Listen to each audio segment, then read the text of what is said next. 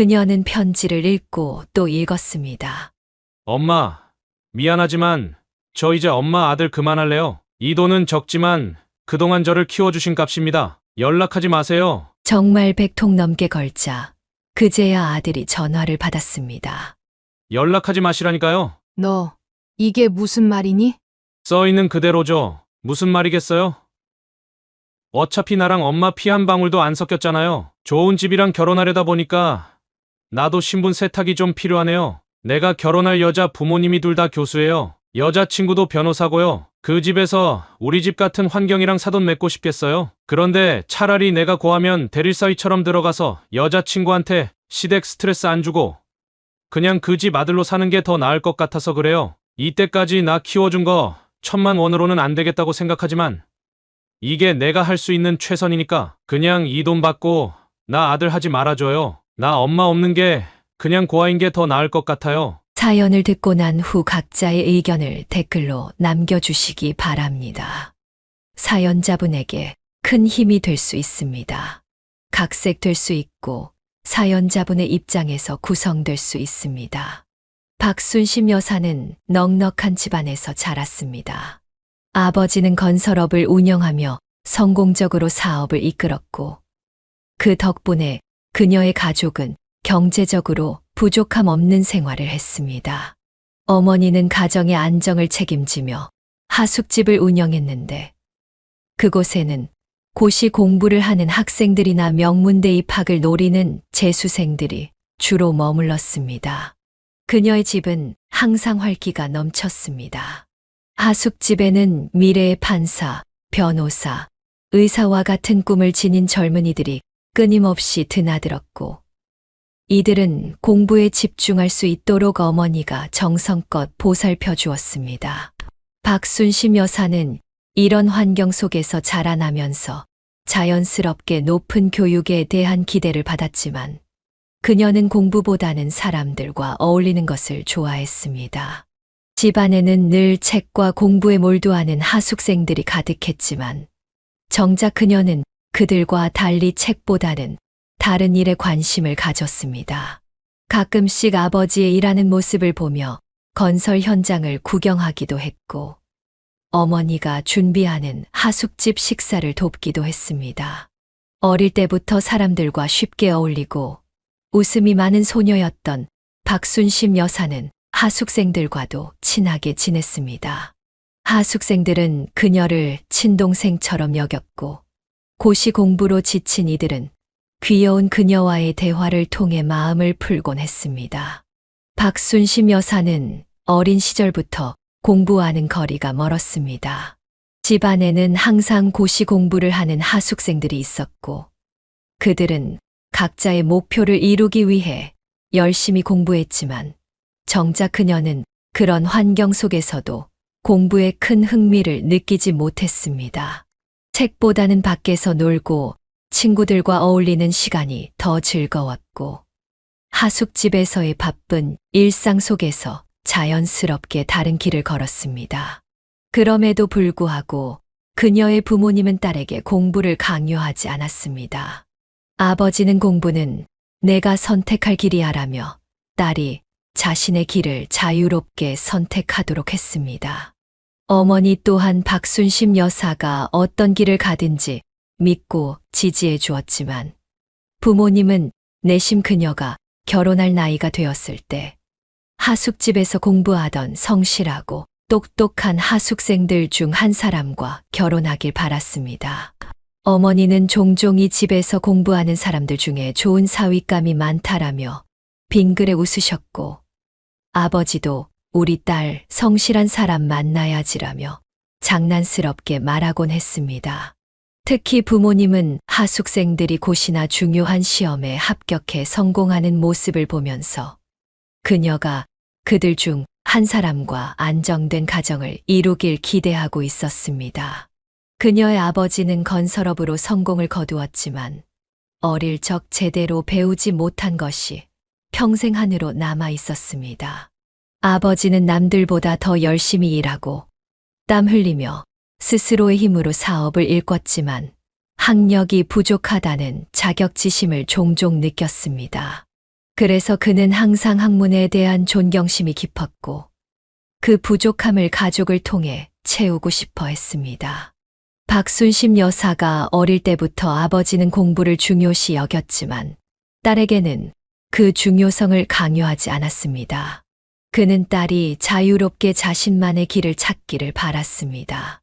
하지만 내심 그녀가 결혼할 때쯤에는 자신이 이루지 못한 배움을 가진 사위를 맞이하길 간절히 바랐습니다. 아버지는 늘 말씀하셨습니다. 사람은 배움이 있어야 해. 나도 젊을 때 배웠으면 더 많은 것을 할 수 있었을 텐데. 그는 딸이 하숙집에서 공부하는 똑똑한 학생들 중에 한 명과 결혼하기를 희망했습니다. 학력이 높고 성실한 사람이라면 딸을 잘 돌봐줄 것이라 믿었기 때문입니다. 그러던 중 그녀가 19이 되었을 때 그녀도 가슴 떨리는 사랑을 시작했습니다. 아버지가 바랐던 것처럼 공부를 잘하는 사람은 아니었지만 그 누구보다 성실하고 따뜻한 마음을 가진 남자였습니다. 그의 직업은 일용직 건설 노동자였는데 이 남자는 박순심 여사의 아버지가 운영하는 건설 현장에서 일하다가 우연히 그녀와 만나게 되었습니다. 그 첫 만남은 평범하면서도 운명적이었습니다. 어느 날 하숙집에 필요한 물건을 배달하러 온 그 남자와 박순심 여사가 눈이 마주친 순간 그녀는 마음속 깊은 곳에서 알 수 없는 설렘을 느꼈습니다. 단순한 호기심으로 시작된 그들의 관계는 시간이 지날수록 깊어졌습니다. 그녀는 그의 진솔함과 성실함에 마음을 빼앗겼고 그는 그녀의 밝고 따뜻한 성격에 끌렸습니다. 그들은 가족 몰래 조금씩 사랑을 키워갔습니다. 특히 박순심 여사는 그가 가진 따뜻한 마음씨와 성실함에 깊은 신뢰를 느꼈습니다. 그의 손은 매일 노동으로 거칠었지만 순심 씨를 대할 때는 늘 부드러웠습니다. 서로의 처지가 다르다는 것을 알면서도 그 사랑은 날이 갈수록 커져갔습니다. 하지만 박순심 여사는 이 사랑이 부모님의 기대와는 전혀 다르다는 걸 잘 알고 있었습니다. 아버지는 학벌이 뛰어난 사위를 바랐고 건설업에서 일용직으로 일하는 남자는 아버지의 바람과는 거리가 멀었습니다. 그와 주고받는 눈빛이 설레었고 은근히 닿는 손길이 짜릿했습니다. 부모님 몰래 그의 트럭을 타고 외곽으로 나들이를 가곤 했습니다. 그러던 어느 날 박순심 여사는 그 남자에게 충격적인 이야기를 듣게 되었습니다. 그에게는 이미 아들이 하나 있었던 것입니다. 아들은 갓 돌을 지난 작은 아이로 친모는 아들을 낳고 얼마 지나지 않아 도망갔다고 했습니다. 처음 그 이야기를 들었을 때 박순심 여사는 큰 충격을 받았습니다. 남자가 자신의 아들을 이야기하는 그 순간 그녀는 말문이 막혔습니다. 아직 19에 불과했던 그녀에게는 너무나 무거운 이야기였기 때문입니다. 아이의 엄마가 되어줄 준비는커녕 어린 소녀의 마음으로는 감당하기 어려운 현실이었으니까요. 남자는 씁쓸한 미소를 지으며 말했습니다. 마누라가 아이를 낳고 도망갔어요. 그래서 내가 혼자 키우고 있어요. 아들에게는 미안하지만 어쩔 수 없었죠. 순심 씨는 한동안 말을 잇지 못했지만 그가 얼마나 어려운 시간을 겪고 있었는지를 생각하며 그를 이해하려고 노력했습니다. 그는 항상 성실하고 따뜻한 사람이었고 순심 씨를 대할 때도 늘 진심을 다했기에 그녀의 마음은 쉽게 그를 놓을 수 없었습니다. 비록 상황이 복잡해졌지만 그녀의 마음 속에서는 그에 대한 애정이 쉽게 사라지지 않았습니다. 어쩌면 그가 아이를 홀로 키우며 살아가는 모습이 그녀에게는 더 매력적으로 보였는지도 모릅니다. 그의 아들은 순심 씨를 이모, 고모라고 부르다가 어느 날 멀리서 그녀에게 달려와 엄마라고 부르고는 놀란 표정으로 눈치를 보는 것을 본 순간 그녀는 결심했습니다. 이 아이의 엄마가 되어야겠다고 말입니다. 당연히 집에서는 반대가 심했습니다. 남편과 그녀는 나이 차이가 거의 20살 가까이 났고 남편에게는 3살짜리 아들이 있었기 때문이었습니다. 그녀가 결혼하겠다고 했을 때는 겨우 22살이었으니 부모님이 반대하는 것은 당연했습니다. 하지만 그녀는 눈먼 사랑에 빠져 결국 그와 함께 야반도주를 선택했습니다. 그 후 그녀는 부모님과의 연락을 끊고 고향 근처에는 가지 않았습니다. 그녀는 막연하게 언젠가 나도 아이가 생기면 그때쯤 아이를 데리고 가서 만나볼까 하는 생각만 했습니다. 22살의 그녀에게는 어리석은 선택이었지만 남편은 다정한 사람이었습니다. 그녀가 남편만 믿고 도망 나온 것에 대해 남편은 늘 죄스러워했고 특히 그녀의 어머니에게 미안해했습니다. 그녀는 다시 고향에 가지 않겠다고 했고 그도 그녀와 함께 살면서 동네는 쳐다보지도 않았습니다. 그들은 그렇게 두 사람만의 삶, 아니 아들까지 셋이 함께하는 삶에 집중했습니다. 하지만 가난이 앞문으로 들어오면 창문으로 행복이 도망간다는 말이 있듯 딱 그랬습니다. 그녀는 우선 자신이 할 줄 아는 것이 정말 하나도 없다는 것을 깨달았습니다. 남편과 도망치고 처음으로 빨래를 해야 했을 때 그녀는 혼자 막연하게 빨랫감을 놓고 앉아 있었습니다. 세제를 어떤 것을 써야 하는지, 세제를 빨랫감에 먼저 붓고 위에 물을 넣어야 하는지, 물에 적신 빨랫감 위에 세제를 풀어야 하는지조차 몰랐습니다. 세탁기를 써본 적도 없었고 더 창피한 것은 가스레인지조차 제대로 켜본 적이 없다는 것이었습니다. 그녀는 그만큼 곱게 자라 아무것도 하지 않고 얌전히 앉아있기만 했던 아가씨 중의 아가씨였습니다. 남편은 그런 그녀를 보고 한편으로는 안쓰러워하고 한편으로는 귀여워하며 조금씩 살림을 가르쳐 주었습니다. 처음 해보는 살림은 고되었지만 재밌기도 했습니다. 하지만 시간이 지나면서 옛날 생각이 나지 않을 수는 없었습니다. 점점 남편이 미워지기도 하고 자신이 정말 어리석은 선택을 했구나라는 생각이 들기도 했습니다. 그렇게 5년이 지나면서 마음이 멀어졌다가 다시 가까워지고 서로를 벗어났다 다시 돌아오기를 반복하며 살았습니다. 그러던 어느 날 그녀의 나이 28배, 아이가 초등학교 3학년이 되었을 때 남편이 세상을 떠났습니다. 심장마비였습니다. 아마 몸을 생각하지 않고 혹사시킨 탓이 아니었을까 싶었습니다. 그나마 다행인 것은 밖에서 쓰러지지 않고 집에서 씻다가 쓰러졌고 그녀가 발견하여 병원으로 옮긴 후에 세상을 떠났다는 점이었습니다. 밖에서 쓰러지지 않았기에 그녀는 남편의 장례라도 제대로 챙길 수 있었습니다. 정신없이 장례를 치르고 집에 돌아오자 아무 생각이 나지 않았습니다. 초등학교 3학년이지만 이미 어른처럼 보였던 아이는 불안한 눈빛으로 그녀에게 물었습니다. 나 혹시 엄마랑 같이 못 살아요? 그녀는 깜짝 놀라며 물었습니다.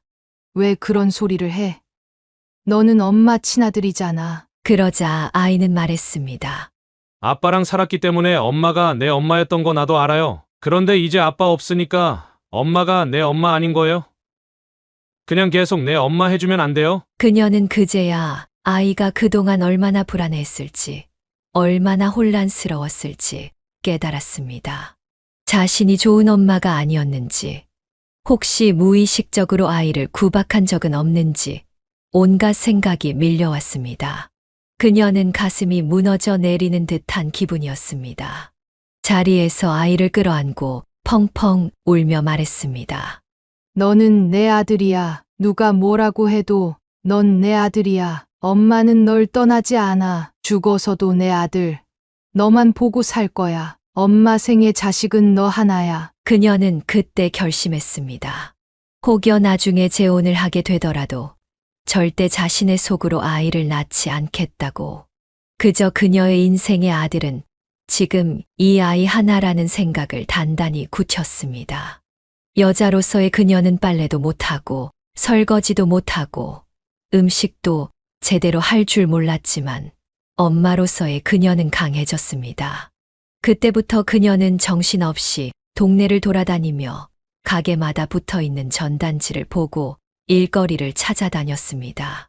아침 6시부터 10시까지 일하는 일, 오전 11시부터 오후 6시까지 일하는 일, 저녁 8시부터 새벽 2시까지 일하는 일, 주말에 하는 일까지 구애 쉴 틈 없이 일했습니다.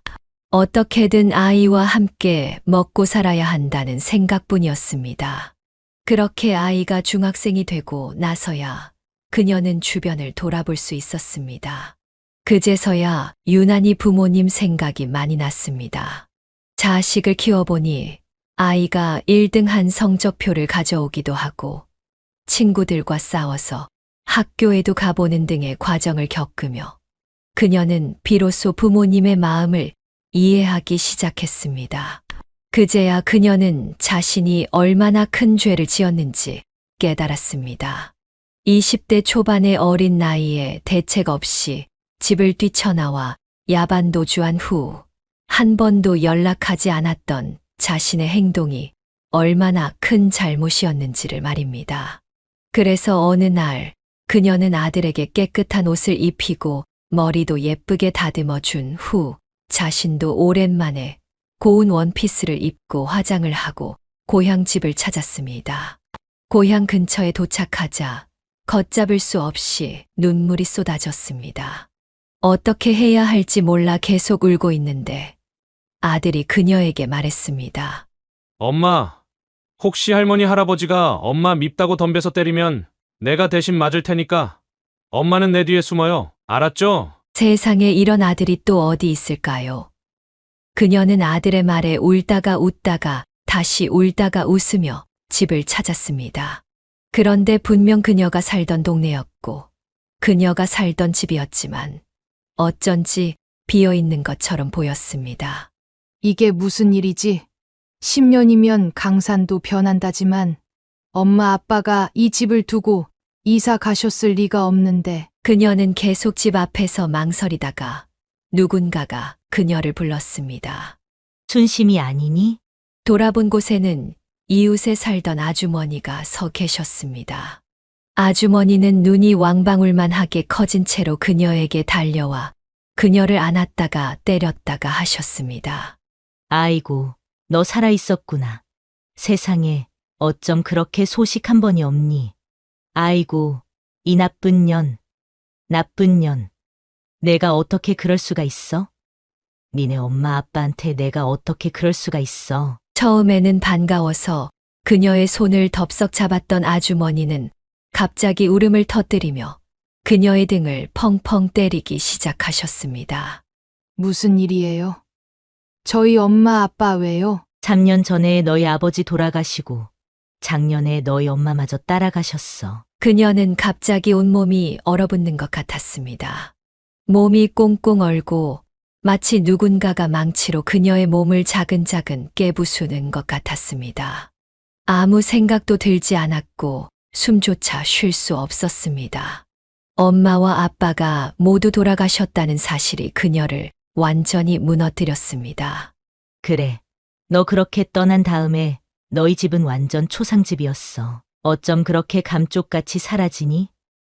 23년 동안 사람을 풀어애써 찾다가 간신히 너랑 도망간 그놈 주소를 찾아 반지하방에 갔더니 이사 나간 빈집이었다고 하더라. 그때 너희 엄마 너무 실망하고 좌절하셔서 구급차 타고 오셨어. 결국 두 분이서 뭘 다 포기하신 건지 어느 날부터 너희 집에서 공부하던 친구들한테 재산 조금씩 나눠주고 공부하면서 살 수 있는 방 구할 수 있게 뒷바라지를 다 해주셨어. 그 후 두 분이서 이 집 정리 딱 하시고 근처 작은 곳으로 이사 가셨지. 그렇게 그냥 시름시름 병을 얻으셨다. 대체 어디서 숨어 있다가 이제 나타난 거야? 아주머니의 얘기를 들은 그녀는 바닥에 주저앉아 펑펑 울었습니다. 아주머니는 엄마, 아빠가 그나마 남아있던 재산을 싹 정리해서 다 기부하고 재산 한 푼 남기지 않고 돌아가셨다는 말을 하며 그녀를 또 마구 흔들었습니다. 자식도 없는데 누구한테 물려주냐며. 그동안 너희 집을 스쳐가며 공부했던 사람들한테 다 나눠줬어. 남은 건 장학재단을 만들어서 기부하고 그렇게 재산 한 푼 안 남기고 가셨다. 그녀는 재산을 받으려고 엄마, 아빠를 찾은 건 아니었지만 두 분의 임종도 지키지 못했고 잘못했다는 말도 못한 채 떠나보냈다는 사실에 가슴에 대못이 박히는 것 같았습니다. 그렇게 울며불며 아들의 부축을 받아 간신히 일어나 아주머니에게 물었습니다. 혹시 엄마, 아빠 무덤이 어딘지 아세요? 아주머니는 고개를 설레설레 흔들며 대답했습니다. 아버지 장례 때도 동네 사람들한테 일절장지 안 알리셨어. 그나마 장례도 3일장을 안 하신 것 같아. 뒤늦게 얘기 듣고 문산에 가려고 했는데 발인 끝났다고 하더라고. 어머니 혼자 장례 다 치르고 집으로 돌아오셨고 그 후 시신 기증하셨다고 했대. 병원이 어딘지는 나도 몰라. 결국 그녀는 목 놓아올 엄마, 아빠의 무덤조차 알지 못한 채 그렇게 집으로 돌아왔습니다. 그렇게 일주일을 꼬박 누워 고열로 앓았습니다. 아무 일도 하고 싶지 않았고 그저 죽고만 싶었습니다. 그러나 어느 날 예전에 아들이 물었던 그 말처럼 아들이 그녀에게 물었습니다. 엄마, 나 두고 나쁜 생각할 거 아니죠? 평생 내 옆에 있어 준다고 했어요. 엄마, 나 엄마 없으면 안 돼. 자식이 뭔지 그녀는 부모에게 그렇게 좋은 자식은 아니었지만 자신의 자식에게는 나쁜 엄마가 되기 싫다는 마음이 더 컸습니다. 그렇게 열흘 만에 미음과 죽을 억지로 먹으며 그녀는 다시 정신을 차리기 시작했습니다. 하지만 예전처럼 체력이 좋지 않아 새벽부터 밤늦게까지 일하는 것은 더 이상 할 수 없었습니다. 조금 주기적으로 할 수 있는 일이 없을까 고민하던 중 그녀는 자신의 몸에 이상이 온 것을 느꼈습니다. 부모님의 소식을 듣고 받은 충격이 몸을 친 것 같았습니다. 왼쪽 몸이 잘 움직이지 않고 욱신욱신 아프기 시작하더니 점점 전혀 움직이지 못하게 되었습니다.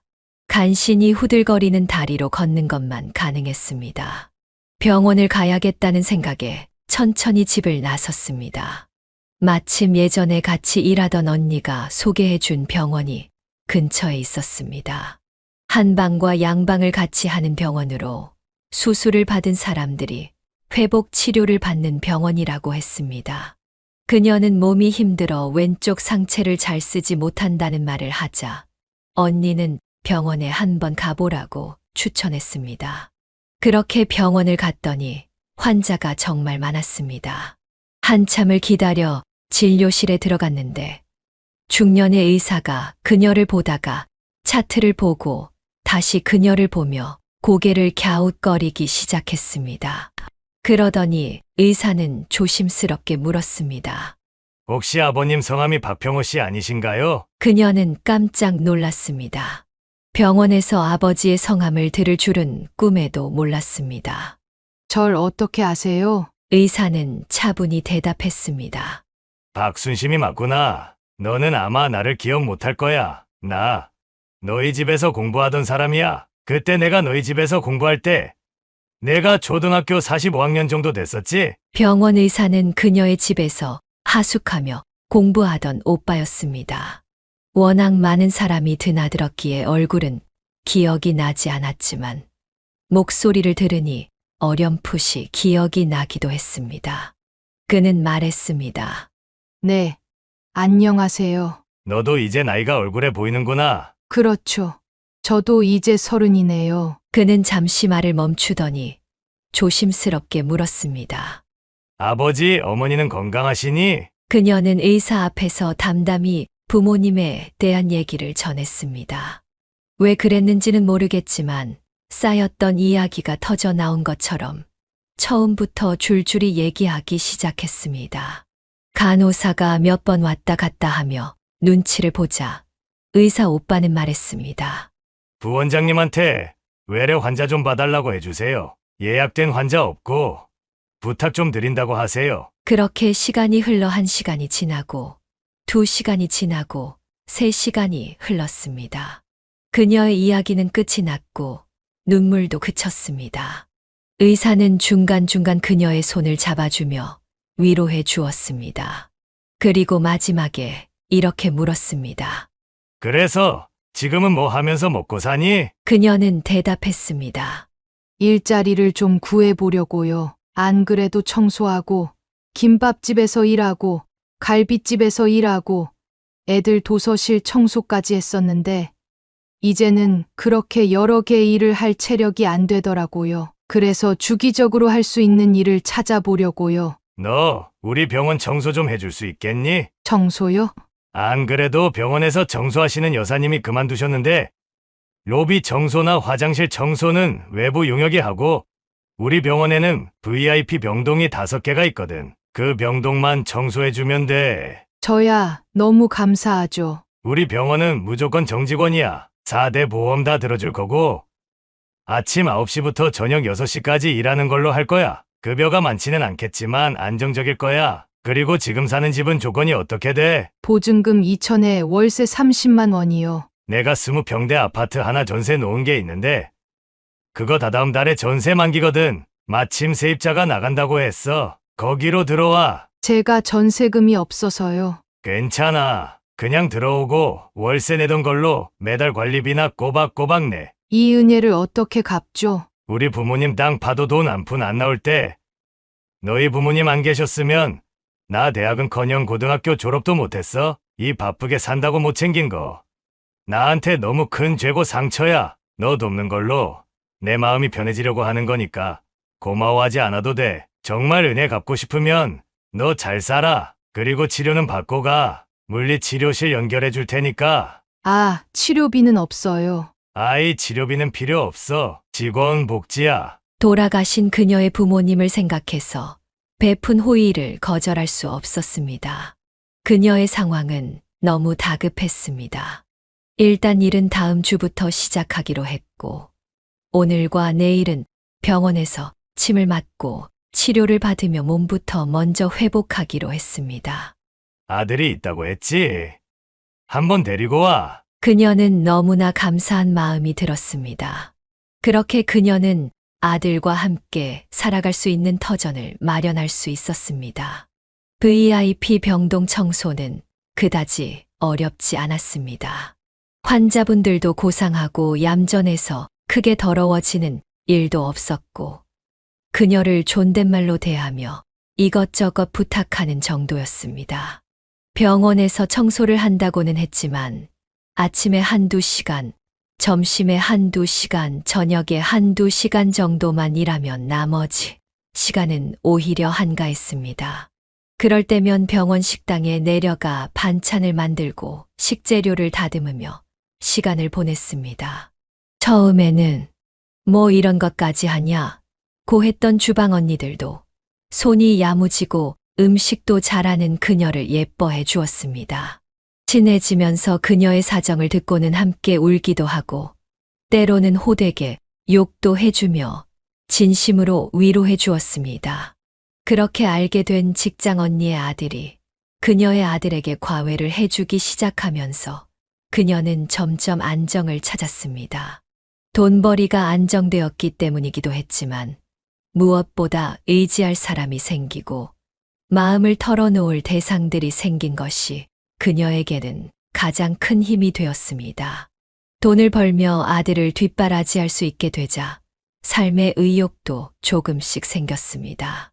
아들은 더할 나위 없는 효자로 자라주었습니다.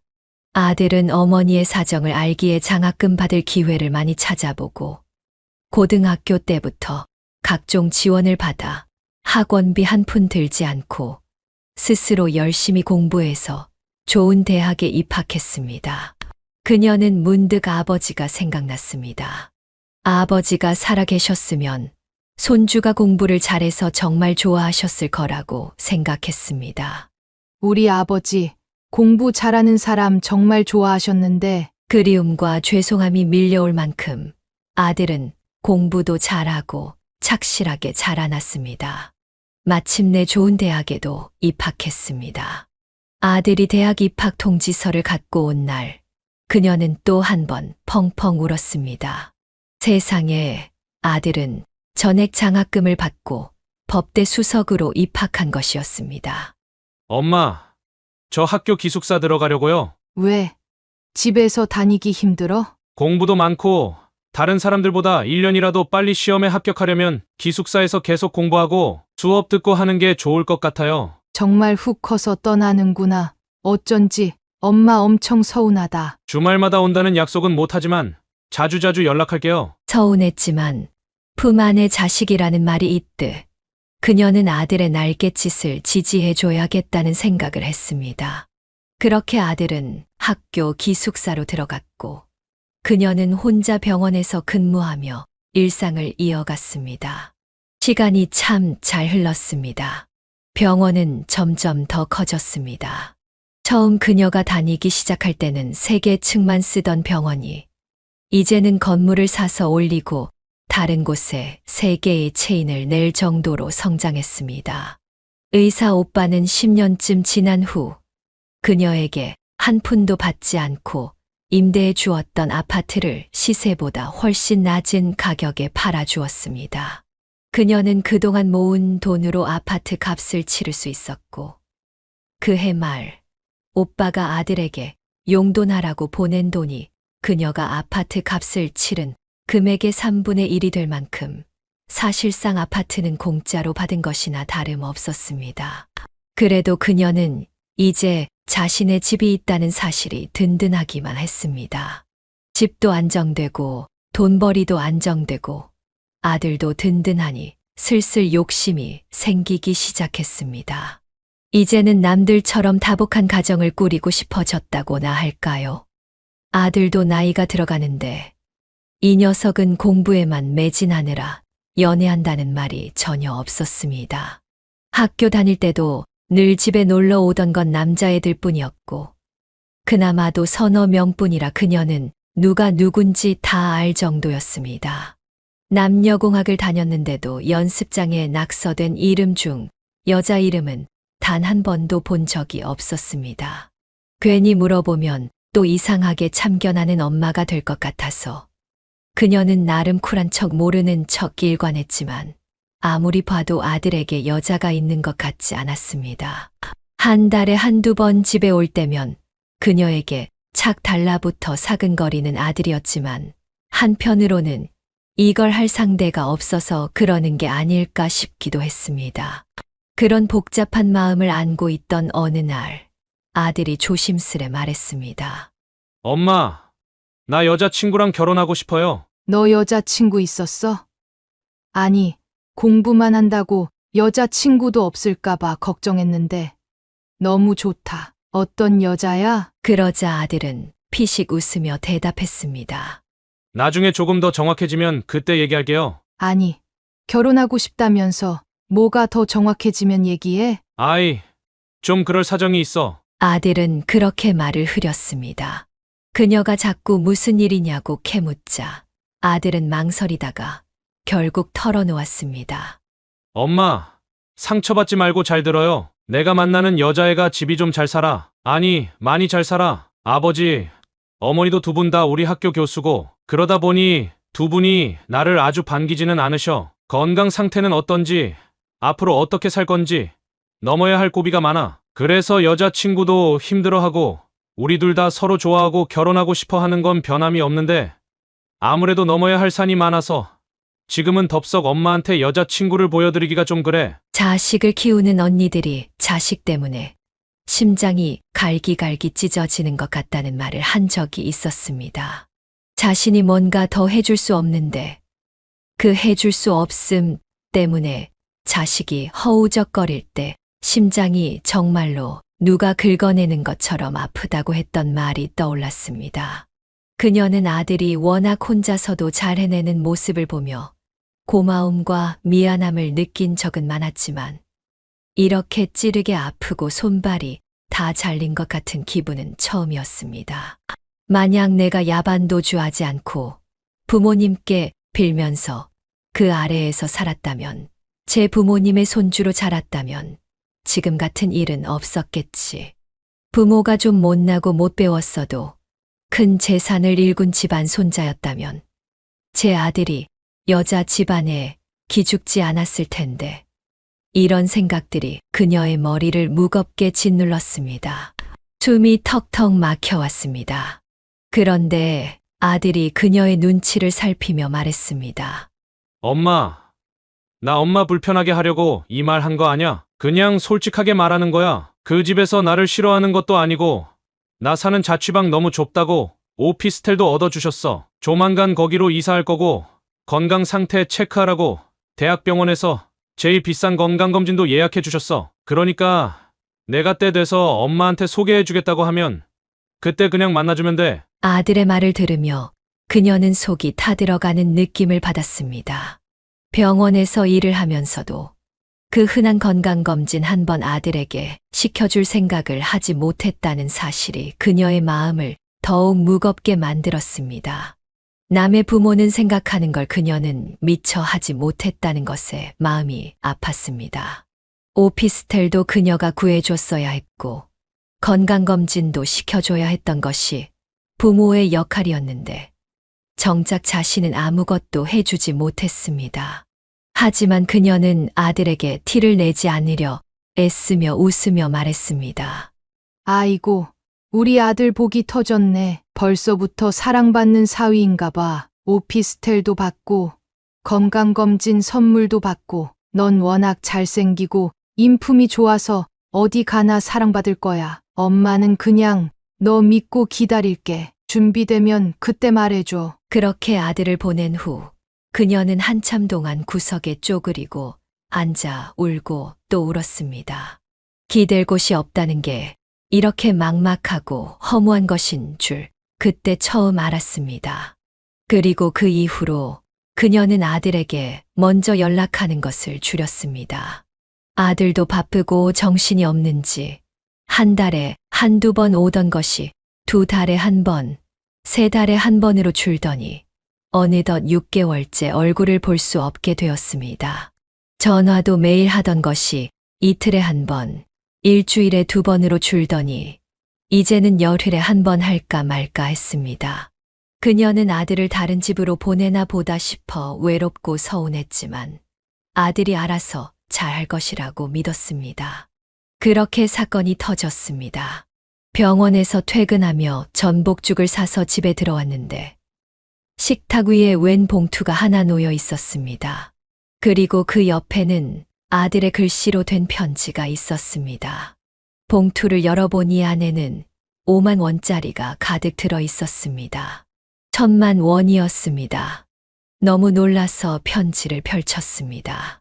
편지에는 짧은 글이 적혀 있었지만 처음에는 그게 무슨 말인지 이해할 수 없었습니다. 그녀는 편지를 읽고 또 읽었습니다. 엄마, 미안하지만 저 이제 엄마 아들 그만할래요. 이 돈은 적지만 그동안 저를 키워주신 값입니다. 연락하지 마세요. 그녀는 머리가 멍해지며 두 눈만 껌뻑거렸습니다.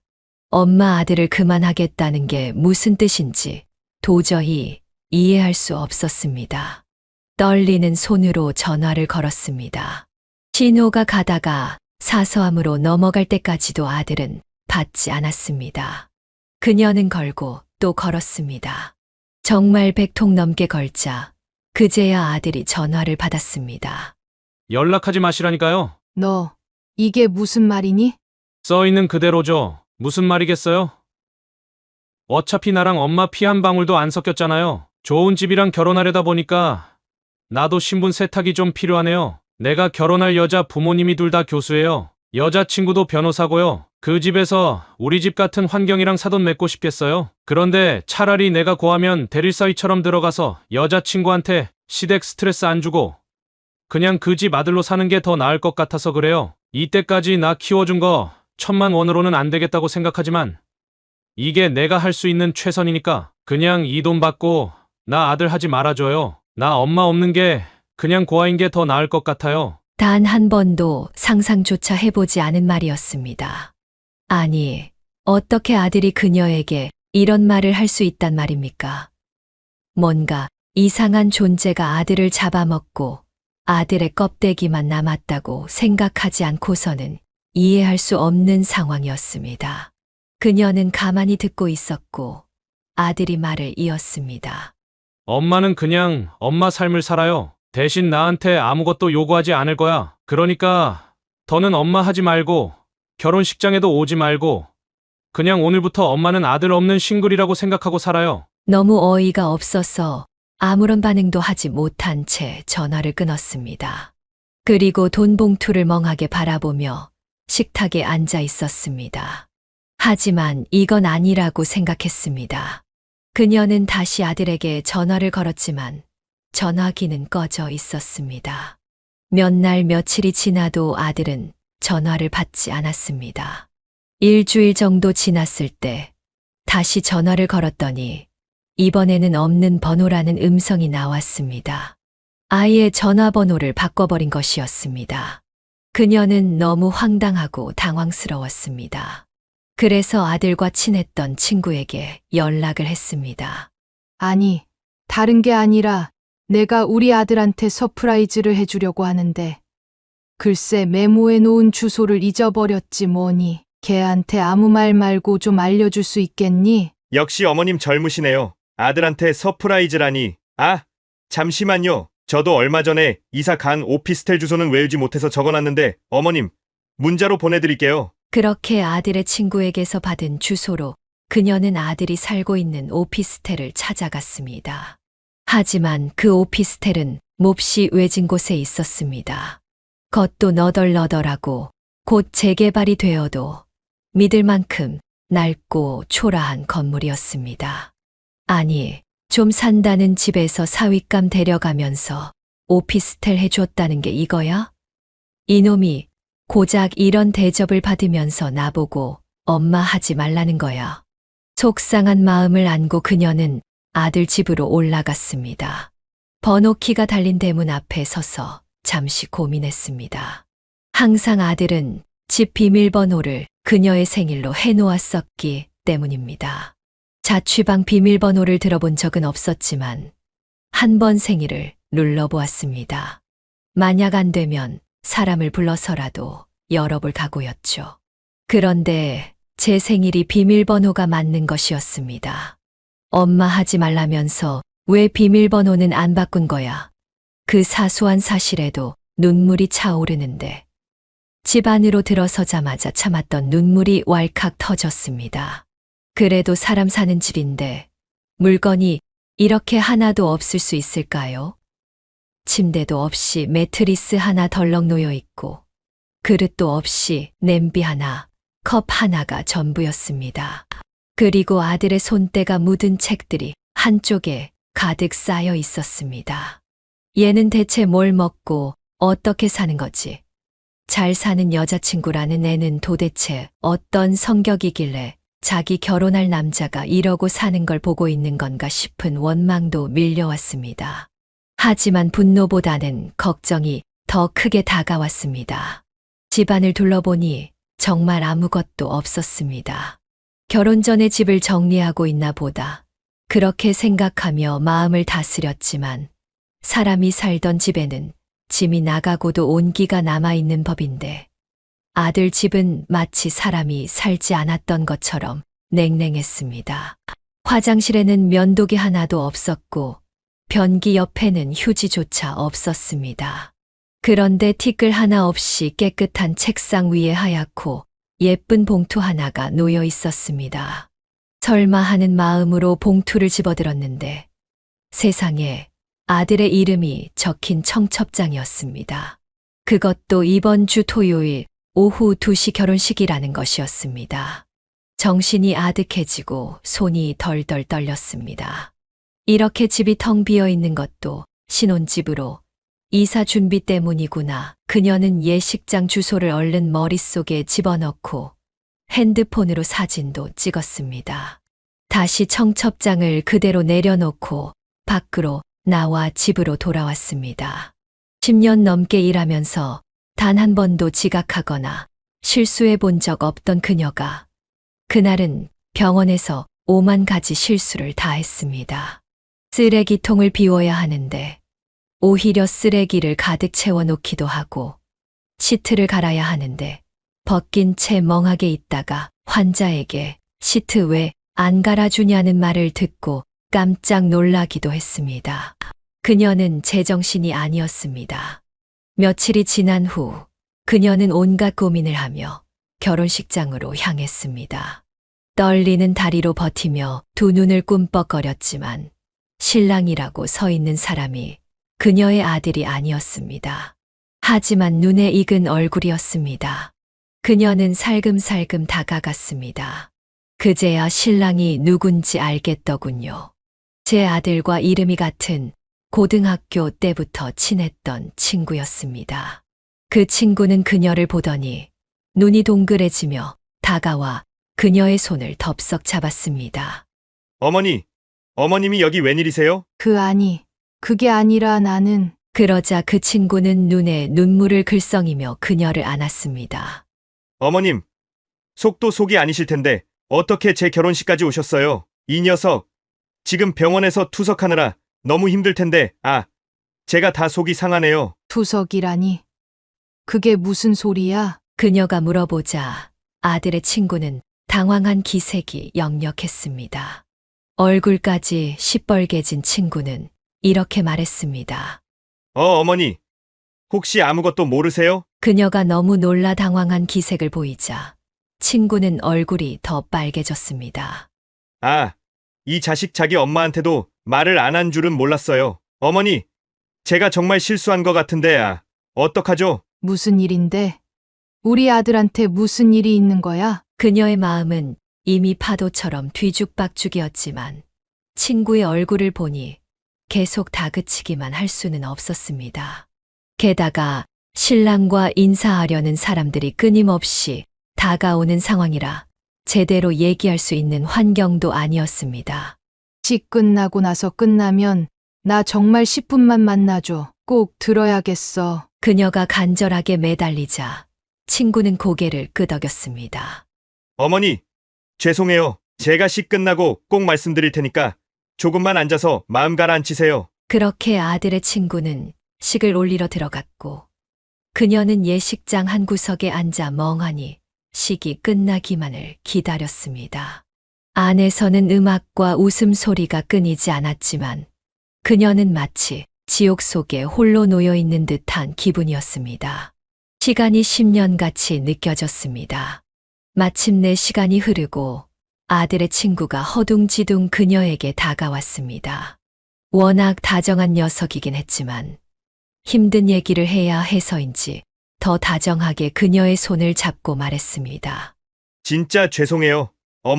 어머님이 모르신다고는 생각도 못했어요. 하긴 그 자식 성격에 말을 안 했겠죠. 어디서부터 시작해야 할지 모르겠지만 혹시 결혼할 여자 있는 건 아셨나요? 알아. 그 집에서 오피스텔도 사주고 건강검진도 시켜줬다고 하더라고. 맞아요. 그 집에서 엄청나게 잘 사는 부잣집이라 그런 것까지 요구했나 봐요. 심지어 통장 잔고 증명서까지 달라고 했다니까. 저희는 어디 왕족한테 장가가는 거냐고 놀리기도 했거든요. 그런데 그때 받은 건강검진에서 이상이 발견된 거예요. 이상. 내 간이랑 신장이 너무 안 좋아서 수술도 어렵다고 했어요. 특히 신장은 한쪽은 거의 기능을 못하고 다른 한쪽도 투석이 필요하대요. 병원에서 그동안 전조 증상을 못 느꼈냐고 엄청 혼났다고 하더라고요. 간이랑 신장.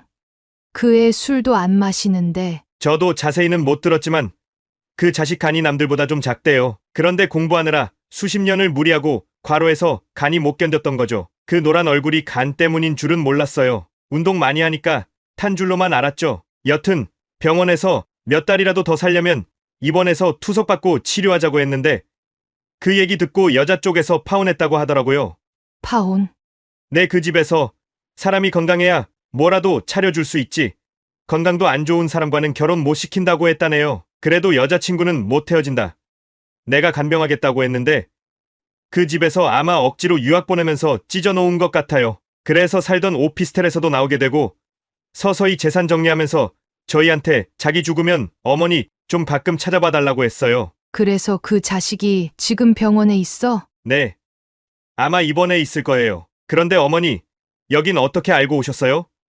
아무것도 모르셨다면서? 갑자기 편지로 엄마 아들 하기 싫다.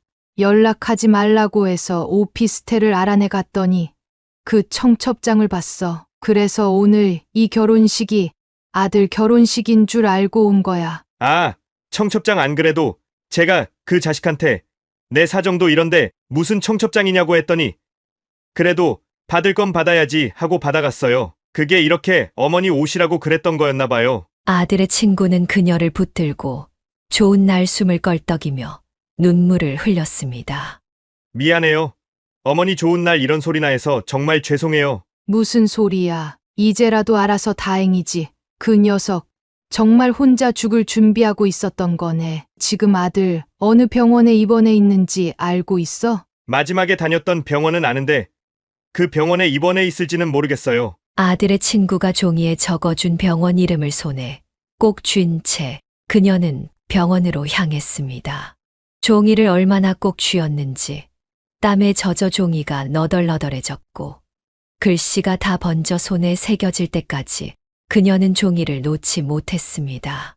다행히 아들은 그 병원에 입원해 있었습니다. 병실 문을 열고 들어가는 순간 그녀는 아들을 보고 자리에 털썩 주저앉고 말았습니다. 사람이 몇 달 만에 그렇게까지 달라질 수 있을까요? 아들은 원래 잘생긴 건 아니었지만 깨끗하고 맑은 얼굴을 가지고 있었습니다. 그런데 지금은 퉁퉁 부어버린 누런 얼굴에 수염이 거칠하게 자란 채 눈을 감고 가만히 침대에 기대 있었습니다.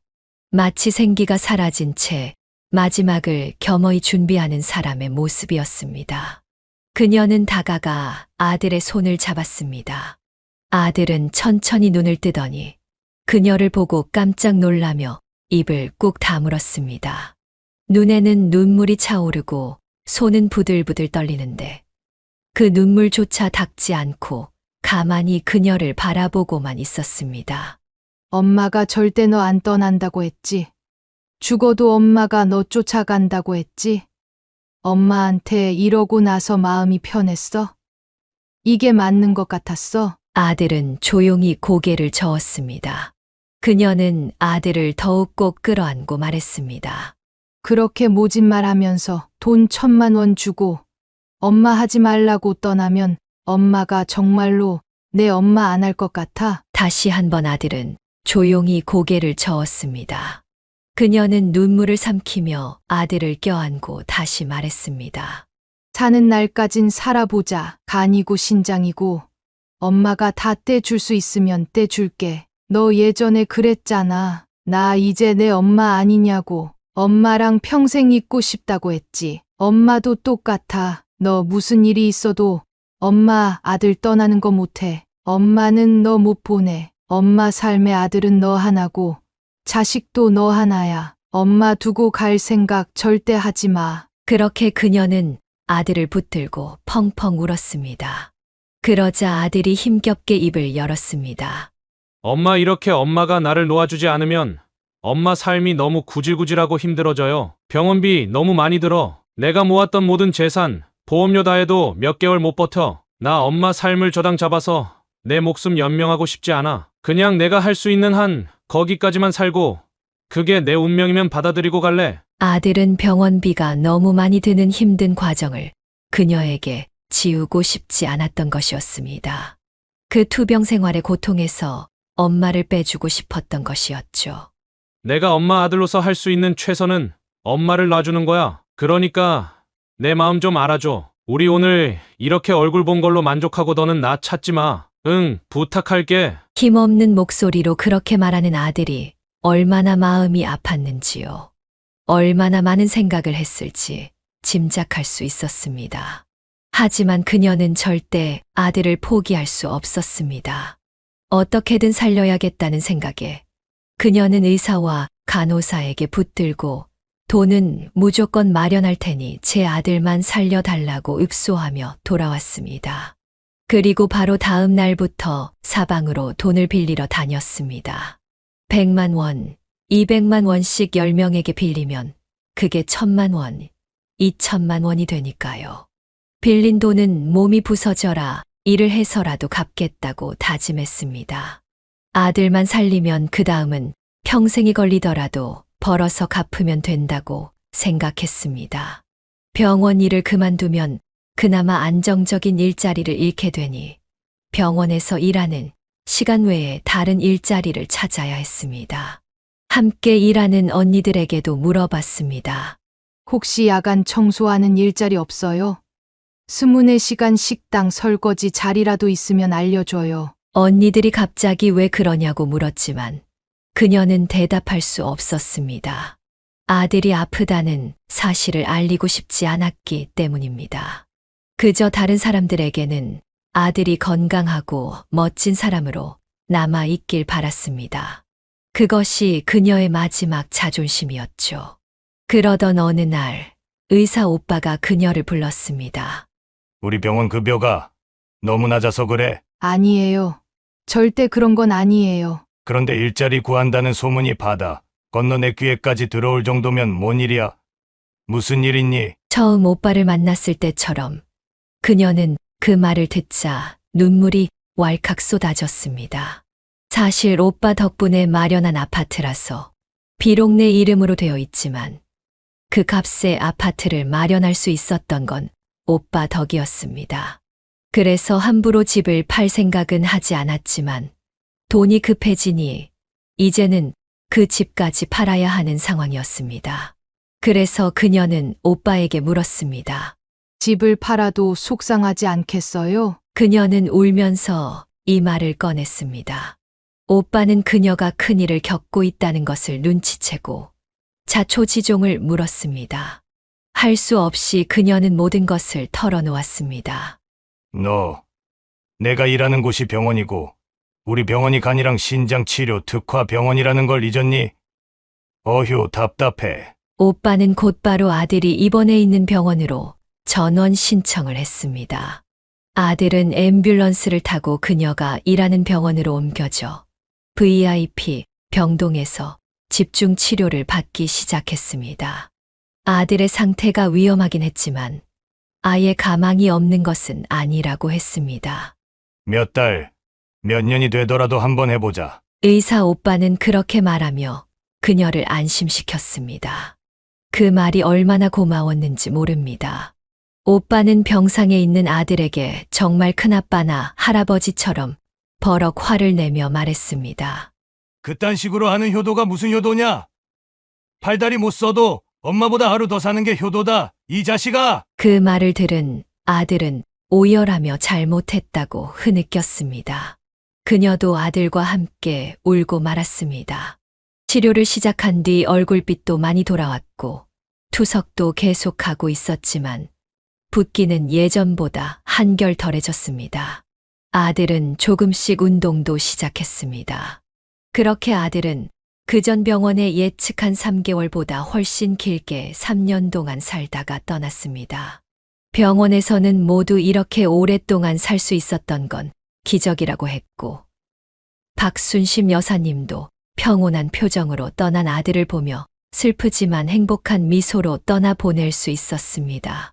여기까지가 박순심 여사님의 사연입니다. 순심 여사님과 아들의 사랑이 정말 보기 좋습니다. 사연을 듣고 댓글로 의견을 남겨주시기 바랍니다. 사소한 의견일지라도 사연자분에게는 큰 힘이 됩니다. 노골적인 악성 댓글은 사연자분에게 상처가 될 수 있으니 삼가주시기 바랍니다.